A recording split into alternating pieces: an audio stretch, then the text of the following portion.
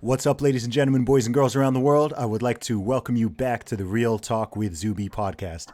Now, on today's episode, we've got on a long-awaited guest. He is a best-selling author. He is a well-known international fitness trainer and all-around motivator. And this is, of course, the one and only James Smith. Welcome to the show, man.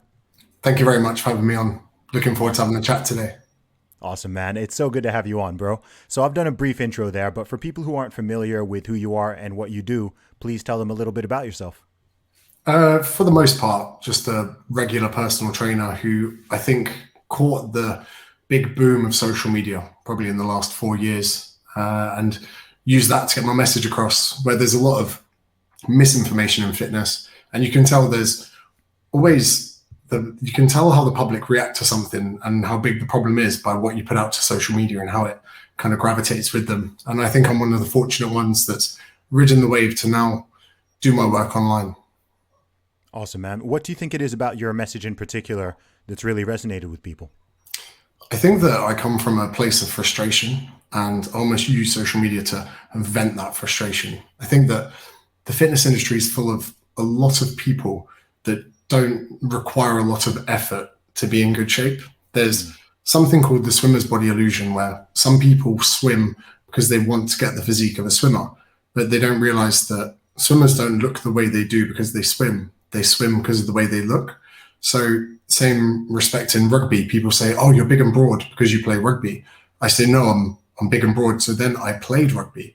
And the fitness industry is one of these places where whoever's got the most effortless six-pack or the most bulging shoulder to waist ratio makes their way to the top echelon of trainers, where myself, I struggled with it my whole life. So I kind of understand the pain points people are in. So when I vent my message and my frustrations, I think a lot of people go, oh, this guy actually understands where I am right now and where I want to be.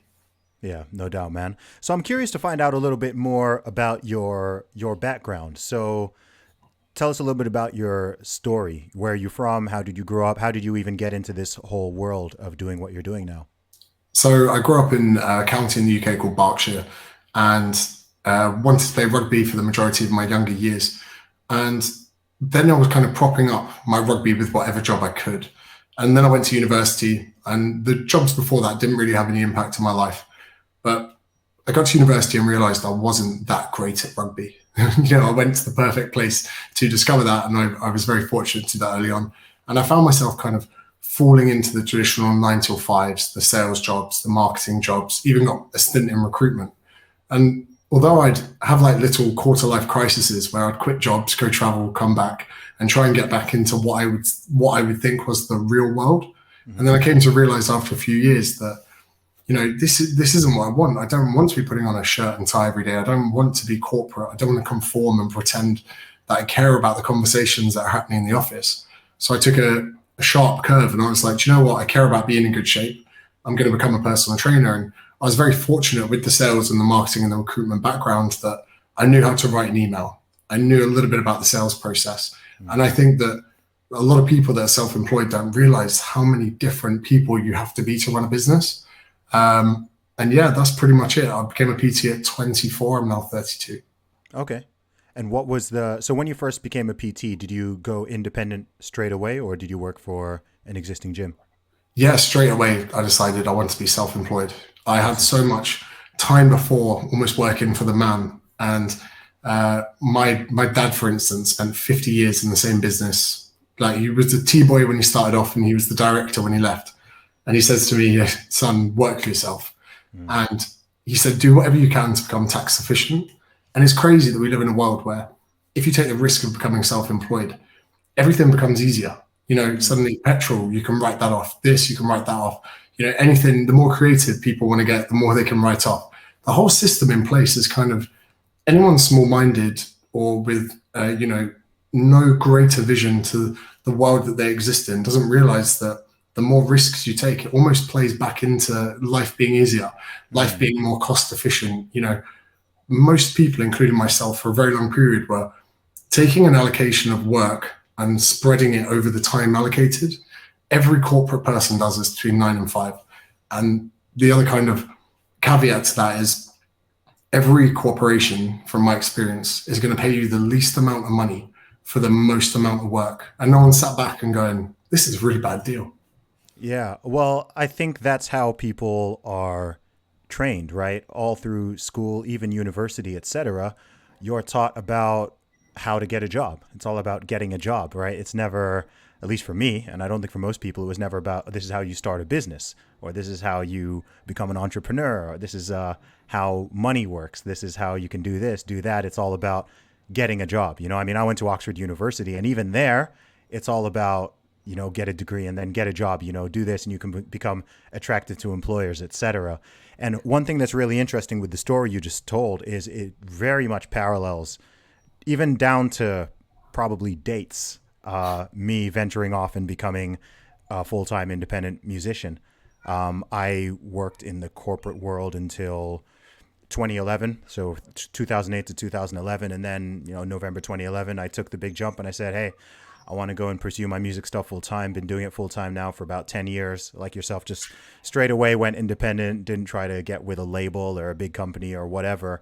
And yeah, it really resonated with me because we've both built up our own platforms, our own audiences.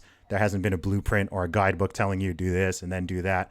And we've both just done it in creative ways. And most of all, and this really resonated when I first discovered you online, was authenticity. I think one thing that really rings true with both of our messages, one thing that I really like with what you do, and you alluded to this earlier, is it's just truthful and open and honest and authentic. And I think we live in a time and an age where that's a lot more rare than it should be. Whether you're talking about the music world or the fitness world, corporate world, media, whatever, there's all these illusions and smoke and mirrors and people pretending to be things they're not, people putting on fronts whatsoever. So I think when someone like yourself is just true, no nonsense, no BS, and just cuts right through it, people really appreciate and resonate with that. I think it's two things. It's definitely from a values perspective, but I think as well, there's certainly an element of it where I'm conscious that authenticity is a scarcity. And I'm definitely doing it from a position of what I find is important, but also at the same time, I think that people have really, especially in the last 10, 15 years, underestimated how intelligent consumers are. And I think a lot of influencers and a lot of blue tick celebrities seem to think they've just got huge crowds of idiots following them.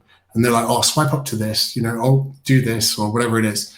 And they don't realize how much they're greatly impacting the longevity of their brand. It's almost, every person's career, everyone in the back of their mind is thinking, when's this going to end? When am I going to lose relevance? When am I going to, hit that point of diminishing returns?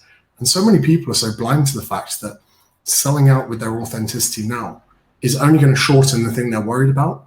And I completely agree with you. And I mean, reading your tweets resonate, like Twitter, the algorithms, if I log on, your tweet's number one. But you always have that one person.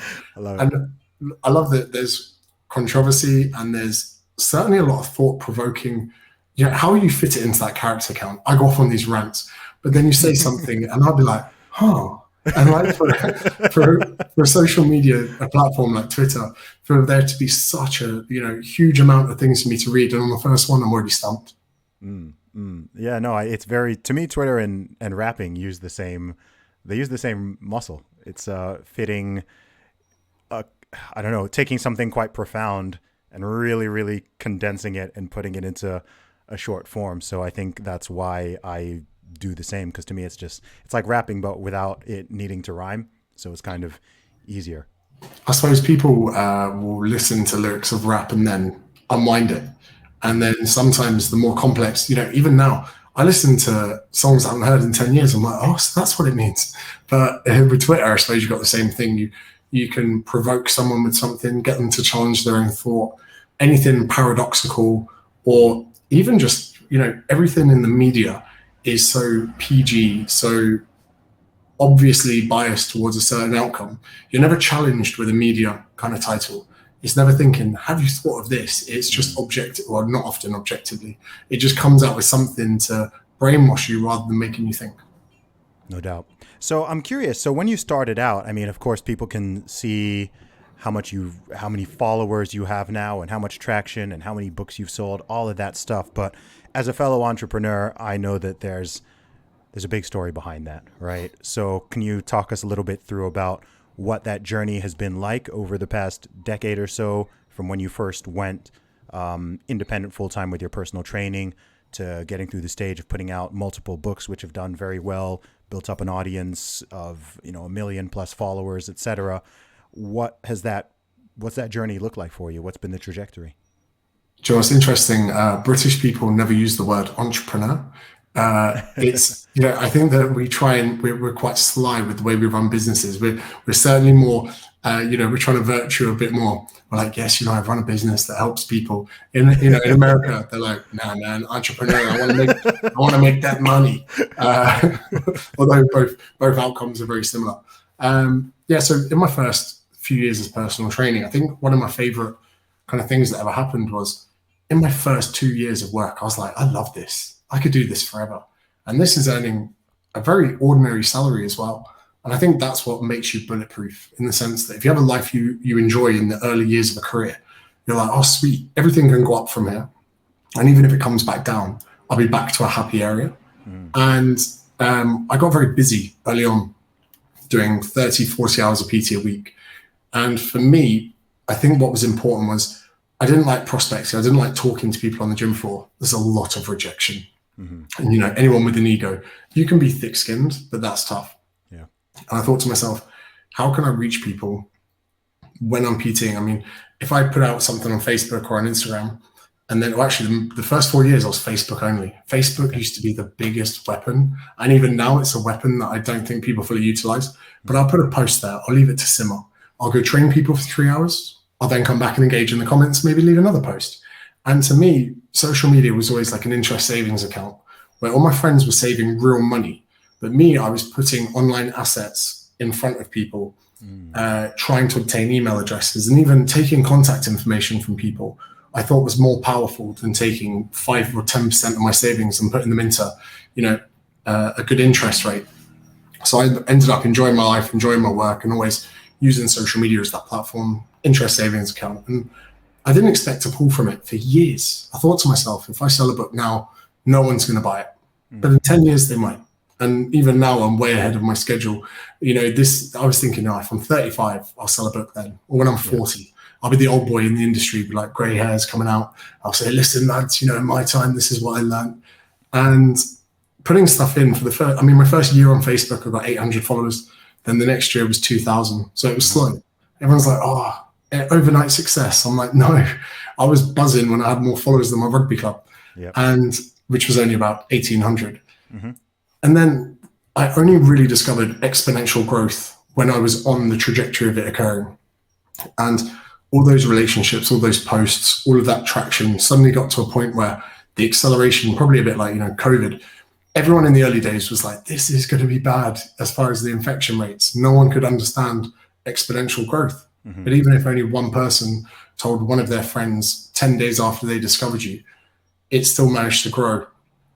And it got to the point that about 27 years old, I had everything I could ever want from a business, but I came to the conclusion that I was bored.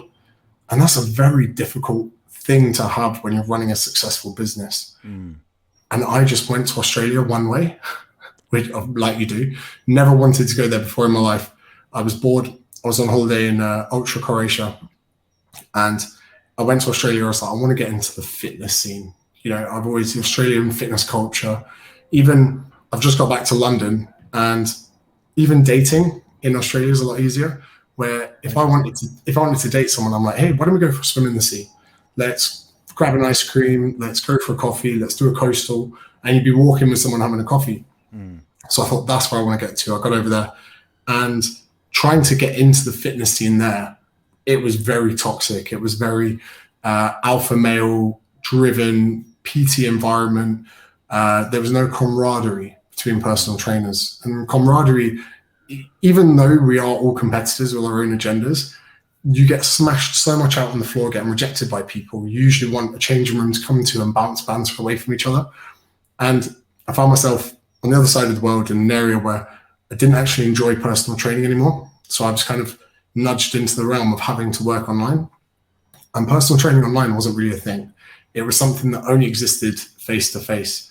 So I was one of the kind of original people that said, hey, we're going to do this online. I'm going to send you your program. You're going to do it yourself. I will send you video tutorials of how you should be exercising. You don't have to worry about where I am, how my diary looks. You know, I'm going to provide you all the solutions without any of the headaches. Hey, your kid's ill and needs to get picked up from school. Not a problem, because I'm not going to charge you a cancellation fee because I'm not going to see you face to face. And the online model began, and the kind of scalable element of it became very difficult. Once I got to about 70 clients, you know, although I was making £500 a day, which is way more than what I was doing on the floor, I was very tired, couldn't service these people.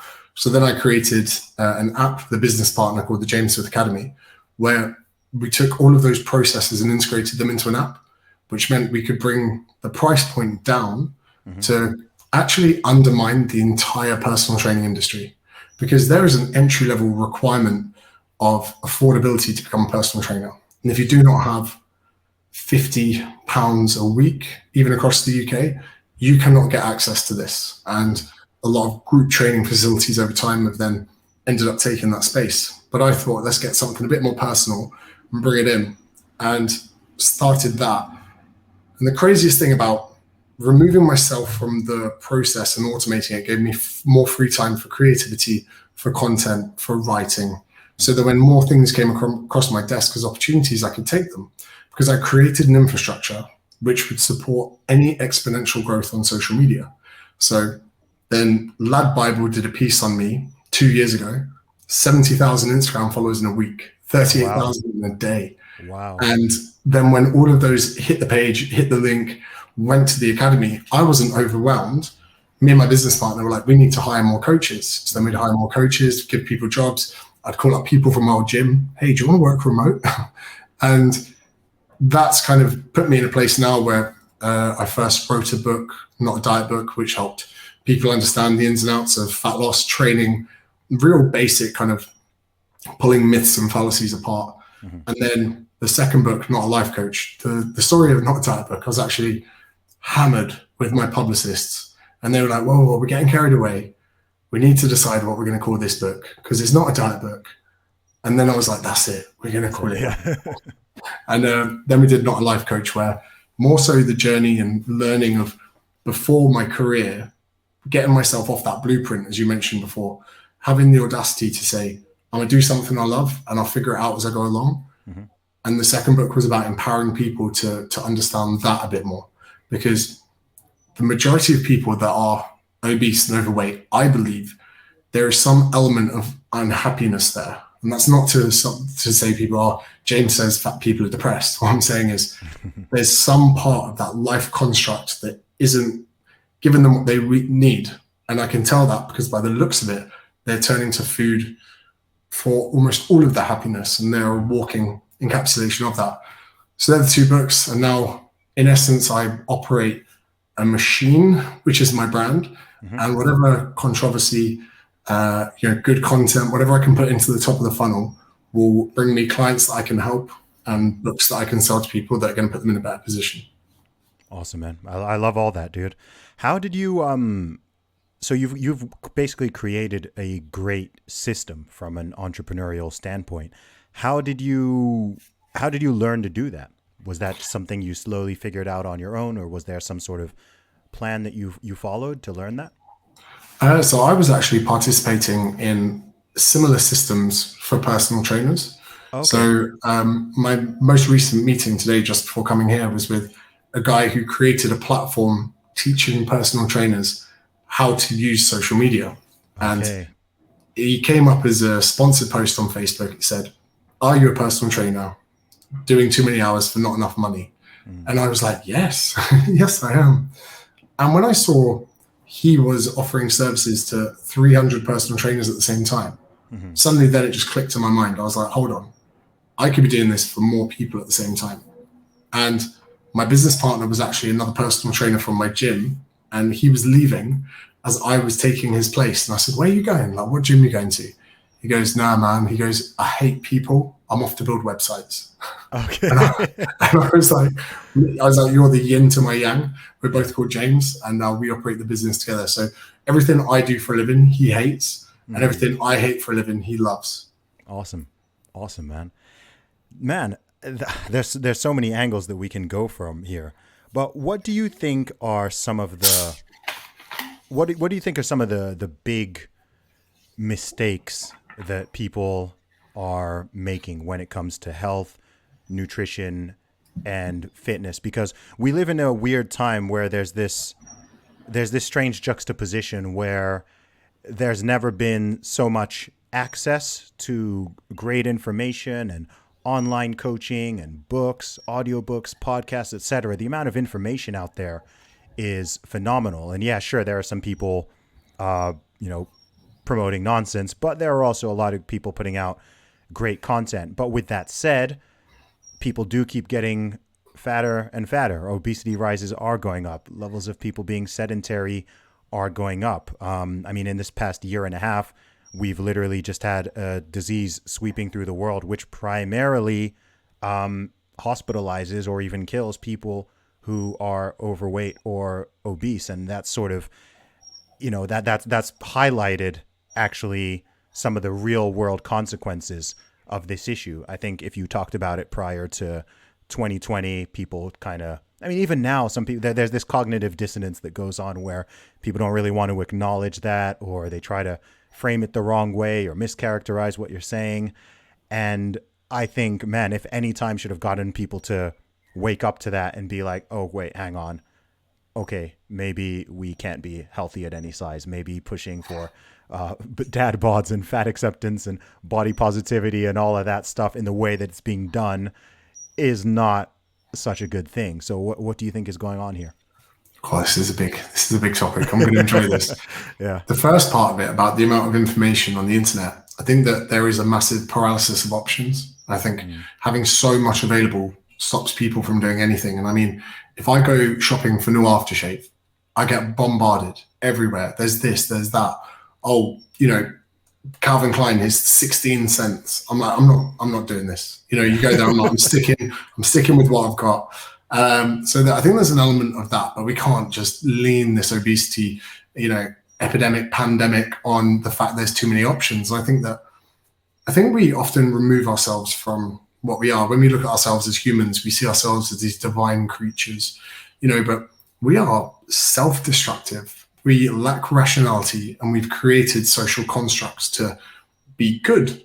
So, you know, have a family, you know, be married, bring up the kids, all of this. But really at the root of us, there is, you know, this element of gluttony and greed. And, you know, we look away from this. I often joke about a primitive human being sitting there next to a branch of, you know, berries, and, you know, they're not going to eat 30% and go, well, I think that's enough. You know, from the huge amount of time we've had on the planet, if there's any food available, we want to eat it. Mm-hmm. Now, the more hedonic it is, the more it excites us. And these are evolutionary kind of mechanical, you know, processes that occur in the same way with even people in relationships that end up cheating on their partners. Now, I'm not saying that it's okay or it's fine, but I'm saying we are hardwired in both ways, men especially, to want to have sex. That's why there are billions of us on the planet. And when you bring these things kind of together, we are now having to fight almost who we are and what got us here in the first place. This is what I believe. And that means we need to bring in a huge amount of control. And I think that people think that there is a baseline position where we should eat just enough for what we require, but we're not. We're way beyond the baseline. We are creatures that need to have to work hard, very hard, to really think and calculate about our actions on a daily basis. And I don't think people are willing to do the work a lot of the time. Now, it's all easy for someone who's self-employed to say you don't want to do the work. And I do agree there are huge issues in the way.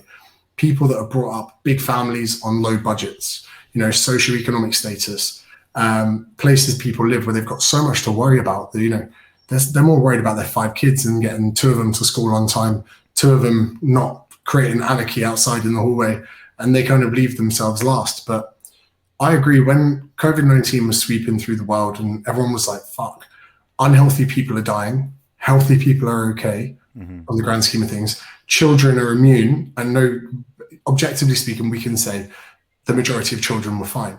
Yeah. A lot of us sat back and went, oh, fucking hell, thank God. Oh.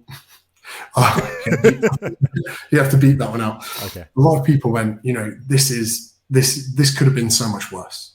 Mm. It could have been, imagine if it went the other way and obese people were fine, people in good shape were dying, and kids were dying. You'd be like, oh my God. So when looking at it from that perspective, over a year on, there's been no mention of be more active, get more vitamin D, prioritize your diet. There's been, if we think about masks, I wear masks because I need to, but I keep saying to people, like, hold on, do not get comfortable with this because this is weird. Yes. This is weird that I'm wearing a mask all the time. And I think we spoke about it a bit offline. When I see people walking down the street on their own, nowhere near anywhere else wearing a mask, it becomes more of a virtue signal than it does a protective mechanism. And I'm like, why has so much onus been on covering a face than sorting your life out? And I struggle with that, and it hurts me deep. And, there's a meme going around at the moment. I think it's the Belgian health minister. Oh, yes. And you're like, you're in charge of health. Maggie de Block, yeah. Yeah. No, from what you said there, I think to connect a couple dots, I think what's happened in modern Western society, certainly, and you see this across a lot of things, and I think the whole mask thing and even the, that versus encouraging healthy lifestyles, et cetera, is the majority of people, this is just the truth, and it's a shame, but the majority of people take the path of least resistance.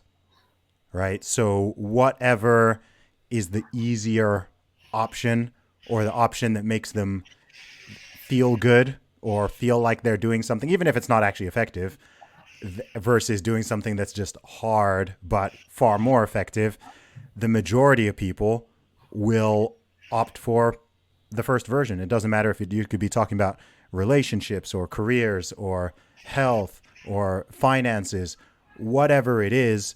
Most people are going to just go for that easy option. And it's far more effective. I mean, if you genuinely wanted to protect yourself against not just this virus, but a lot of other ailments, from certain types of cancers, heart disease, et cetera, eating a good diet and being in shape and having a healthy body weight is going to do infinitely more than putting a piece of cloth on your face. But putting a piece of cloth on your face, it creates this, I'm not here to debate the efficacy of masks, but it's more of I think it's certainly more psychological in terms of feeling like you're doing something than it is in terms of, okay, this is like really making a difference in protecting me or other people. I mean, if I said, hey, I work out and I go to the gym to protect you, like, people are going to laugh at me and say that's insane. But actually it does, right? Like guys like myself and yourself, we're not overwhelming the NHS, right? I can't remember the last time I even used it, right? Because we do the healthcare before it gets to that stage. And I actually think here's one of my radical notions. I think I tweeted this last year. Is I think the word healthcare, we should change the way that we think of it. Because by the time you're seeing a doctor or you're going to hospital, you're already towards the realm of emergency healthcare, right? The majority of healthcare, I mean, if you think of what that word should mean, it should mean nutrition, sleep, exercise, lifestyle habits, etc. Like, you're actually responsible for the majority of your healthcare. It's just when something in that breaks down, when something goes wrong there, or something in your immune system breaks down, okay, then you need to go to a hospital or see a doctor, etc. But when people hear the word healthcare, they just think of the medical industry, right? They're thinking about drugs, they're thinking about prescriptions and doctors and hospitals and treatments. And actually, I think it would be great if we could sort of take that word and reframe it. So when people think of healthcare, they think of health more holistically, and they're thinking of what they can do rather than just outsourcing it to all of these other people. I completely agree. There's, myself, people say, oh, who's your GP? I'm like, I don't know. I don't I don't use the doctors. I'm 32, I take care of myself. There's been, a couple of times I've had to go to hospital when I've had stitches from playing rugby or, something like that. But that's just general A&E. And, there isn't this onus on it. And unfortunately, I suppose, but mostly unfortunately, we have these, again, movements that are coming in where people go, oh, you're fat phobic. You've got a problem with fat people, and, or you shouldn't even be calling them fat. And then I come in and I'm like, these are people that I help. I've literally spent the last 10 years helping these people. If I had a problem with them, I would have gone into a different profession. I certainly wouldn't still be in it now. And then people go, everything that you're preaching is completely, going to harm people longer in the long run. If people diet, they'll end up more overweight. There's no way, no grounds you can win. It's almost as if people have gone, overweight people and obese people, they're getting a lot of stick from fitness people. Let's go protect them so I can feel better about myself. Let's go protect the overweight people. And they come in, they stand there, virtue signaling, you're a bad person for calling this person fat. And then they pull out the most important card, the mental health card. You calling them overweight is ruining their mental health. Therefore, you are the bad guy. And we get into this vicious circle where, okay, but what are the mental health implications of being obese? What are the mental implications of, having to go to a restaurant or more likely order takeaway because you don't want to sit in the restaurant, not fit in a plane seat, any of these things. And we're kind of bypassing the serious problem to deal with people's feelings. And I think that, again, is another big issue that we're seeing in modern day society. 100%. I think the best way to summarize that would be doing what does good rather than what feels good. And I think in Western society right now, there's too much focus on feelings. This is not me saying feelings are totally irrelevant, but people are doing what feels good rather than what does good. I mean, it's the difference between virtue signaling and actual virtue. I mean, you actually help people, right? Like you help people. You help people lose weight. You help people improve their mindset, get fitter, get stronger. You've got the receipts, right? It's tangible. You've got the receipts. If you just created a Twitter account and you were just, hey girl, you're beautiful at any size, you can be healthy at any size, hashtag body positivity, whatever, that might feel good and it might make other people feel good, but at best it's doing nothing. At worst, it's actually amplifying the problem. Because if you're telling people that if someone is actually obese and you're telling them that, oh no, you're not fat, or you're just beautiful the way you are, or not just that, but you're healthy, that's actually a genuinely dangerous message because it's a lie and it's a destructive lie. And I mean, we've seen these, I don't watch a lot of TV, but I've seen, they've got these programs where someone weighs like 500 pounds or 600 pounds and you've got someone who's just there feeding them, saying, oh, well, it makes them feel good. I like to make this person's favorite meal because it makes them feel, and I'm just like, you're killing that person. You're literally killing that individual. So that's like an extreme version of like where that weird misaligned compassion can go to.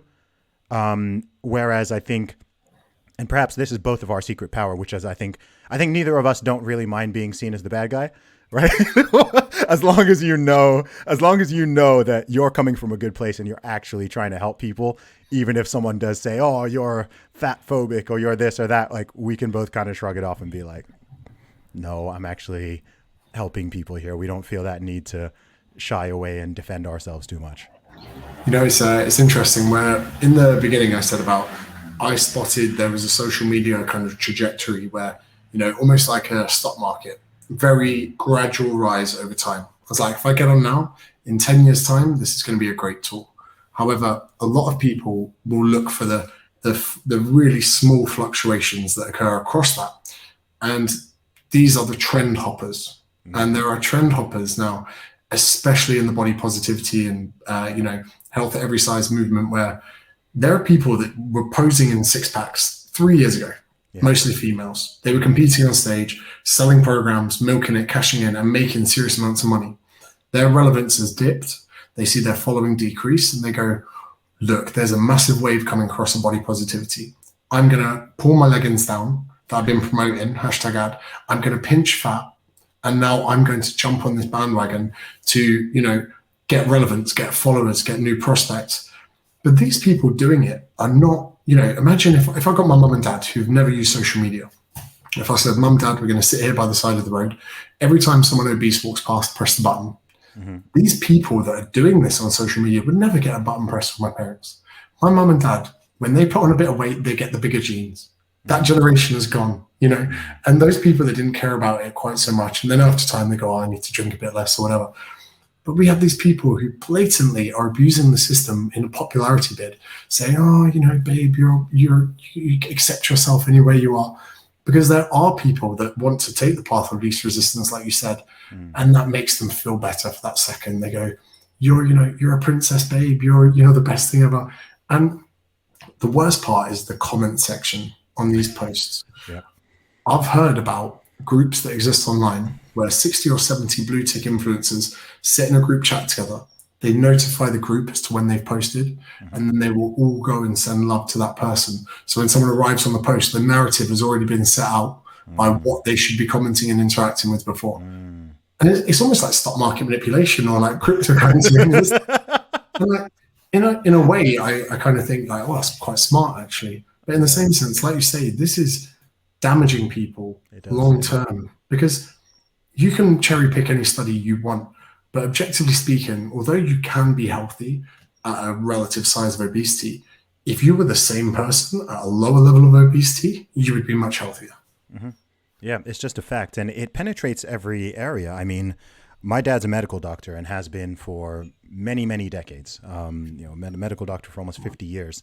And even in the medical world, and this is scary, and I think most people don't know this. I mean, this political correct nonsense also is impacting them. Doctors are receiving guidelines telling them not to use words like obesity, not to use words like geriatric, right? You're now supposed to say high BMI and elderly people, right? So you're not supposed to use actual medical terms in medicine. I mean, if someone says high BMI, that doesn't necessarily mean the same thing as obesity. I mean, as you know, with athletes, etc., or bodybuilders, you could have someone, or powerlifters, who is high BMI, but they're not obese.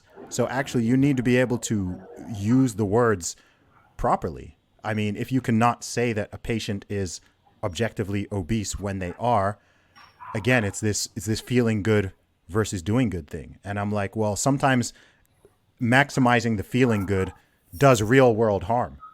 Whereas if you tell the truth and you're honest and you actually try to help that person, sure, none of us like receiving criticism. Let's be real. Nobody likes criticism.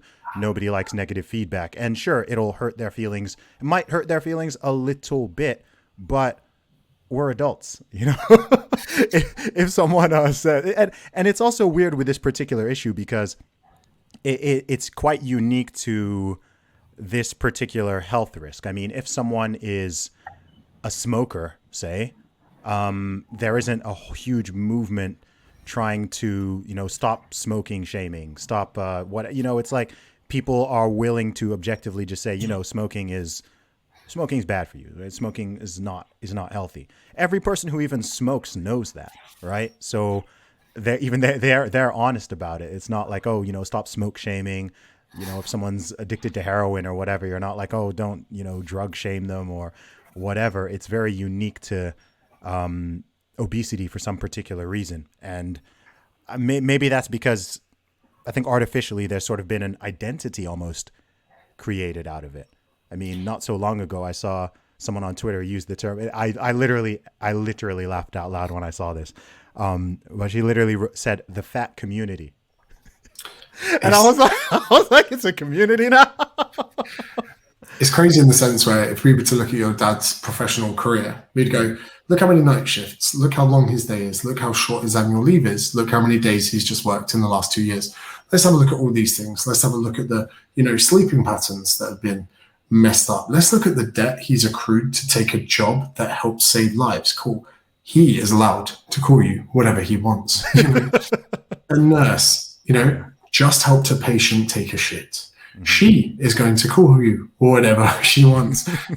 Your feelings are at the bottom of the food chain in this social interaction. Yeah. And I think that, there are a lot more narratives of obesity. They're talking about like bullying and, all of these kind of other issues that happen with it. But ultimately, even though it's complex, we can't just bury it as a problem because of that. And you even see people very much tiptoeing around this narrative that obesity is a key contributor to deaths from COVID. And why isn't that being kind of put forward? Because I suppose even tabloids and newspapers, that narrative may hinder their business. People, this is the thing, that newspaper's attacking me. Attack. The word attack has been taken, hasn't it? Someone said, James, stop attacking these people. I said, I haven't turned up and bricked them. I'm not following them home and, kicking the daylights out of them. I'm calling them out on rubbish. The word attack Yeah. is lost all severity. You know, I was attacked on the way home from the pub. What happened? Someone said something horrible to me. Mean tweet. Yeah. Bullying. Yeah. Those words have been weaponized. Attacked, harmful, and dangerous.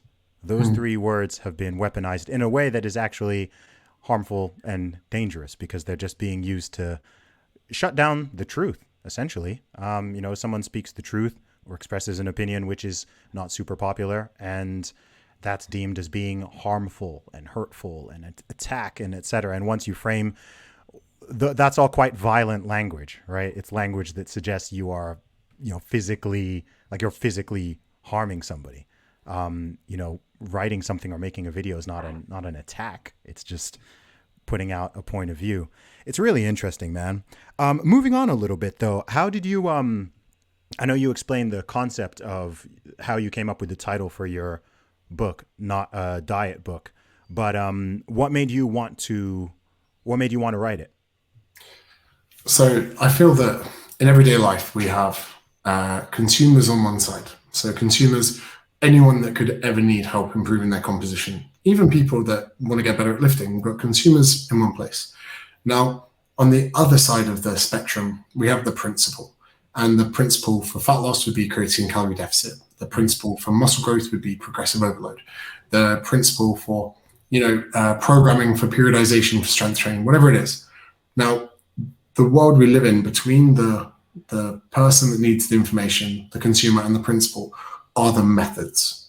And the methods are dressed up systems. And systems are usually great, but a lot of people sell their own methods, completely disregarding the consumer's need for the principle. And that, I believe, is tearing apart my industry, the fitness industry. I suppose your industry as well. You've got more world records than I do. We now live in a world where it's so easy to hijack that middle ground of methods. And we're going through generations of the actual principle behind how things work isn't known. How many adults in the UK, what's the one key principle that you need for fat loss? Low carb, give up sugar, all of these things. If I say to someone in the gym, say, how long have you been training? 2 years. Do you know what's important when it comes to muscle growth? Yeah, protein shakes, and this kind of, people are so disillusioned and they buy into these systems, and there's so much propaganda and confirmation bias and, like the ketogenic diet or things like this. So for me, wanting to write the book was, at first, I didn't actually want to write a book. I completely misinterpreted the audience that a book would reach you. And I realized that having such a kind of punchy online persona, there are a huge amount of people that think I'm a knob. And I was like, maybe if I write a book and it's on a shelf, they can walk into a supermarket and go, there's that knob. Now go over. They're going to see what this knob has written. I wrote every page of that book thinking about someone who hates me, going into a supermarket, opening it, and being distraught with it because they liked what I'd written. And that was quite a fun part of the book where they go, oh, that's actually quite interesting. And they read the next bit, and they're like, I'm going to buy this knobbed book. So that was really the main thing behind it. It was about getting into potentially the snowflakes a bit more, the people that go, oh, he's too rude, he's got a mustache, he called my uncle fat and my uncle's still upset about it, or whatever it was, and really get into them. And you can take people on a bit more of a story, especially technophobes as well, who maybe don't want to use an app. What do you think is the biggest misconception about you? I'm sure you might have noticed this as well, where people forget you're yourself on social media, but you're in a very busy room. Similar, if I'm in a nightclub, there's a woman who I really find attractive and I want her number. I can't just be James. I have to be a guy that's going to go over, talk to a stranger for 5 seconds. I have to be confident. I have to be sure of myself. I have to become someone, even just for a few minutes.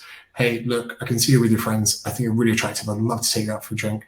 I've written my number on a bit of paper. I've written, sales pitch, all of these things. You have to become the person for the moment. Mm-hmm. And we have these through our life when we go to interviews or, when we're auditioning for something and we really want that role. We have to become a different person of ourselves for that period of time. Now, social media is a very crazy, distracting room full of people fighting for attention. And often I have to fight quite hard for that attention. I think people forget that. They think, oh, this guy's loud, he's shouty, whatever. They forget where they are. Because people check their Instagram probably, I would hate to know how many times in an hour. They forget the platform they're on, and they might jump to conclusions that, one, I'm not a nice person, or that, two, I'm a rude person. Manners is probably one of my favorite. In real life, James is a polite guy, hold the door open for a woman. Not to say women can't open doors, but, I think that's me done. And I think that a lot of people can overlook that, and people do need to remember that we are all fighting for attention. The way you construct a tweet is to empower someone, but it's also to take that power from the algorithm away from someone who might have worse intentions. And I think that often if you're crass, rude, using swear words or any of these things, it's all part of a tactical ploy so that in a few months' time when they join the plan, I can actually help them. No doubt. Have you ever put something out there which made you, in hindsight, go, ooh, I shouldn't have pushed it that far or anything like that? Any that you genuinely regret? Not regret. I'm a really big fan of people like not saying, oh, what's your biggest regret? If it's a regret in my mind, the whole way I approach that is completely wrong.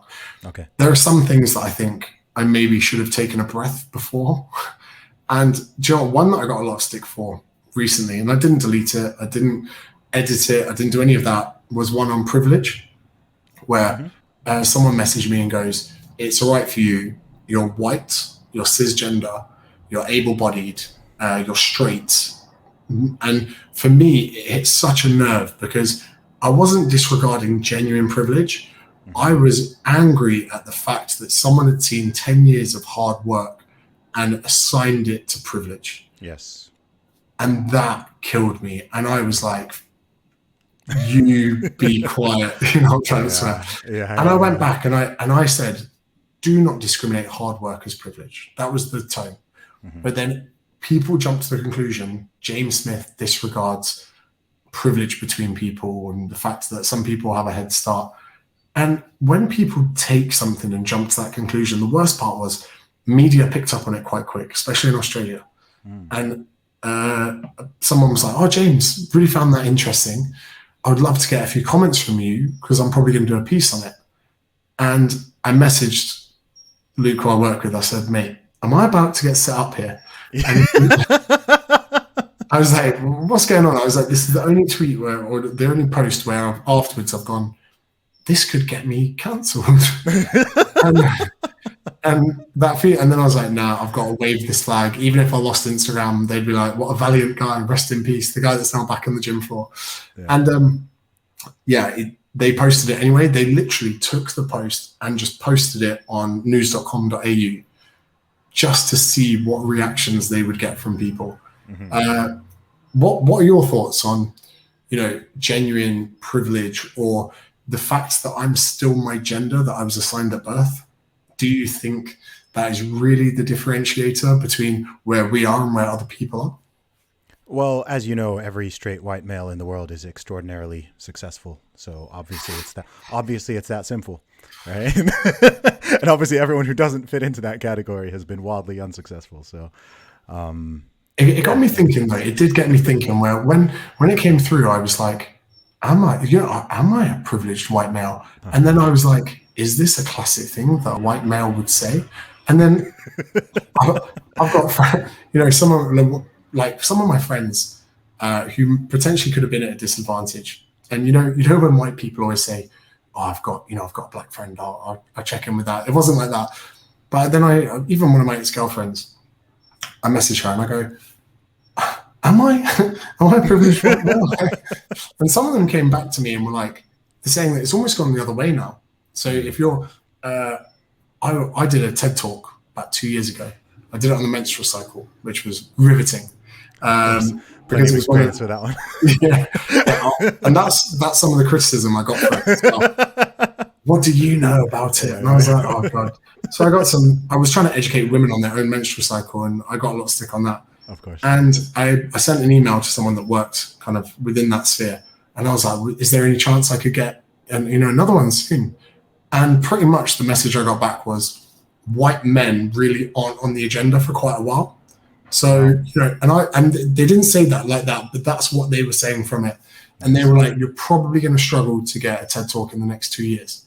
And now this is me very much choosing an anomaly to talk about a very big, people are like, well, how many people are doing TED talks? But I almost felt there was almost like a tip in the scales. And I'm not saying Mm-hmm. that it was racist against being white.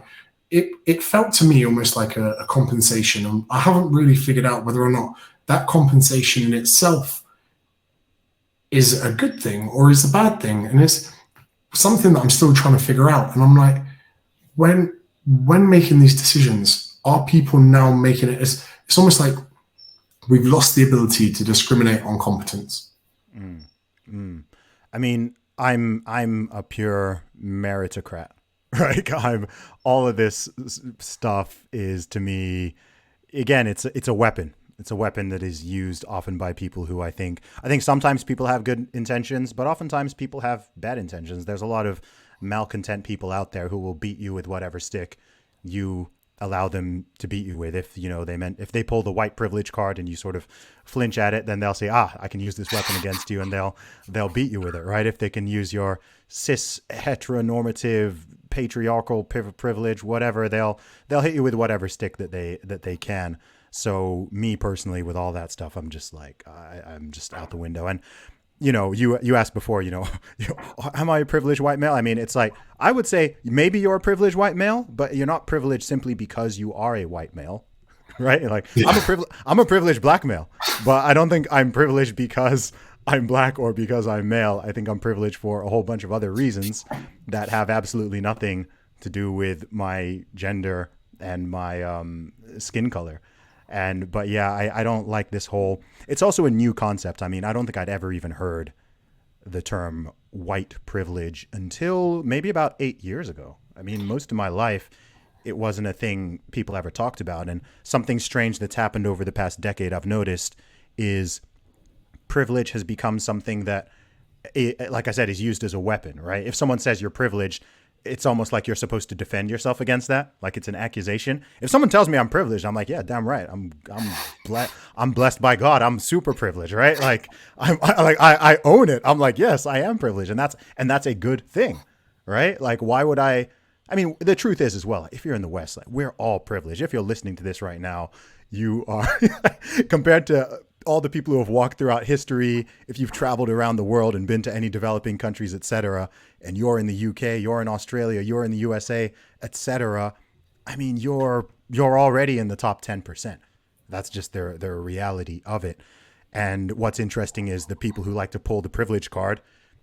It's always privileged people, right? Nobody underprivileged ever will tell you that you're a privileged white male. It's always going to come from someone who is at least equally, if not more, privileged. And I don't know if people feel some sort of guilt. It's like people feel this guilt or shame around it or something. Whereas for me, I'm very much in the agree and amplify camp, because then people can't do anything with it because they're expecting you to be, oh no, and I'm supposed to start telling the story of my struggle and the things that they don't know. I'm like, yeah, you're right. I'm privileged. Like, cool. I was almost thinking about like a counterpost to it, which in the end I didn't go with. I'm kind of worried about the messaging this gives people if you don't make the cut for the privilege, right? So someone goes, well, these are the attributes that we're looking for to attack someone for being privileged. So therefore, there must be a counter opposite to that. And for instance, there used to be a shocking statistic in the UK of the percentage of the England rugby team that went to private school. Mm-hmm. And when I got slapped with that statistic, it then made me kind of think, oh, I've got less of a chance than I thought. And that, I think, is a really bad mindset for people It is. to go, oh, well, what school did you go to? Oh, yeah, no chance. Yeah, no chance. Well, good luck trying, but yeah, it's not looking good, because you carry that weight with you in your mind. And what happened to the days where, there was the cliche stuff of you can accomplish anything you put your mind to. Mm-hmm. And I think the conversation should be more around that than it should be about any kind of preconceived, passing criteria that people would need. And I really wish, or I really hope that messaging that we are giving to younger generations certainly rings a bit truer to the kind of you can do whatever you want. Yeah, I agree, man. Totally. And look, I mean, what is what is racism? What is sexism? It's prejudging or discriminating or making assumptions, making grand sweeping assumptions about people based on their race, their ethnicity, their gender, whatever. So I'm not someone like, to me it's a real simple thing. Like, I'm kind of a fundamentalist with this stuff. It's like, if it's wrong in that direction, it's wrong in that direction, right? I don't go into this whole like, oh well, you can say this about, men, but if you say it against women, it's sexist. If you say it against men, that's just fighting the patriarchy. If you say it against white people, that's combating white supremacy or being anti-racist. If you say it about black people or Jewish people or Asian people, oh no, that's racism and that's horrible. I'm just like, look, level the playing field, same rules for everybody, equal treatment. That doesn't mean special treatment. There's people out there who simultaneously, like, you can't have both equal treatment and special treatment. So I'm just like, pick one. I'm in the equal treatment camp, right? I'm not going to be like I'm not going to walk on eggshells with you because you're a transgender midget lesbian or something of color. Right. I'm going to treat you as equally as I will treat a straight white male or a lesbian black woman or whatever, right? Because that stuff is just, it's immutable. It's nonsense. Like, that's not who you are. Like, what's in your mind? What's in your heart? What's your character? Who are you, right? Like, that's what matters. I mean, it's even weird with this whole, I don't know, like right now we're in Pride Month and there's all the hoo-ha about that. And I'm just like, I don't care. I don't care. Why is there, literally there's a whole month based on like who some people are sexually attracted to, or what? It's like, who cares, man? Like, just, I don't know. I'm just very much like, look, let's just all be normal and stop trying to hit people with these various sticks of bigotry that people like to throw out around. Because I also think, sometimes it's kind of, it can kind of be funny at a low level, but I think it can take into its logical conclusion, the result is actually very dark and sinister. And we've seen that play out many, many times. Whenever you take any group of individuals, based on immutable characteristics, and you just assign some kind of guilt to them or some kind of shame or some kind of negative quality or trait, given a certain length of time, it never goes well. It doesn't matter who's being targeted with it, but it eventually becomes an excuse to mistreat people. And you're already starting to see that happen a little bit. And I kind of draw a line in the sand, and I'm like, no, guys, like, let's not go back to that. Let's not go back to the 1950s and just do it in reverse. Like, that's not the way. 100%. I agree with you on that. No doubt, man. So what have you got coming up next, bro? So I've got some more touring events. So I really enjoy doing public speaking. I think that getting in front of a crowd of people is quite powerful. So for the kind of book tours, I'm still trying to get through the second book tour, which has been a bit messed up because of COVID, but I almost see it as like a 1.5 hour TED talk where I can take salient topics from the book, but take them completely out of context. So it gives me, I write the book and then I pick the 10 most important topics and then I bring them in a whole new context as if I'm writing the book again. And I try and make it funny as well, where I suppose I like making light of a lot of situations. So again, and now there are so many more things to tread around than before. One of them a couple of years ago was how when I would explain the menstrual cycle in the TED talk or in my book, I'd explain it to women. But then I took that into a comical context and explained it to men. And when I was doing that, I was funny with it. I was like, hey guys, this is the part you think's bad. This part is not bad. Here's the part that's bad. I was like, if you have a stag do, if you have to go to, lads weekend, any of this, avoid this area. And I was like, and then I was even explaining to them, I was like, and this is when they're most fertile. And like, having that joke, the women are nodding, they're like laughing away. They're like, oh my God, that's so true. The guys are laughing. But yeah, it's all about taking that context, making it a bit of fun, making it engaging. So it's almost like a stand-up version of my book and then instilling things into, because some people do skim over chapters in books and they go, oh, do you know what? I never thought of it like that. So I've got that coming up. I'm pretty much from here on in, I really enjoy this, stock market, social media climb, and the way I am with like approaching, marginal gains, the same way in the gym. When you're trying to lift, you're only ever looking for the next 1 or 2 kilograms. I'm not deadlifting a certain weight and coming back and going, I want to double it in a month. Mm-hmm. It's about just looking for that one next kilogram. And if I can find that incremental increase, cool. And if I don't, then I'll try something else. And that's me, blinkers on. That's the mentality I give to everything in life. Same way that I practice Brazilian Jiu-Jitsu probably 6-7 times a week. Okay. I'm only working towards the next stripe, the next bit of tape on my belt, and then I'll take it from there. And that's the way I like to live life. I don't like the kind of idealism some people have into this huge trajectory, and it's unsustainable for a lot of people. So I'm really looking forward to just getting in my groove in the UK and building on from there. Awesome, man. And where can people find you online? James Smith PT. My mum and dad, like when it came to giving me a white privilege name, they managed to they managed to strip some of that privilege off by giving me such a common name. No doubt, man. James, been so good to talk to you, bro. Been looking forward to having you on this podcast and really enjoyed this conversation. Cheers, mate. Thank you very much. Put some respect on my name. Sick like a vein.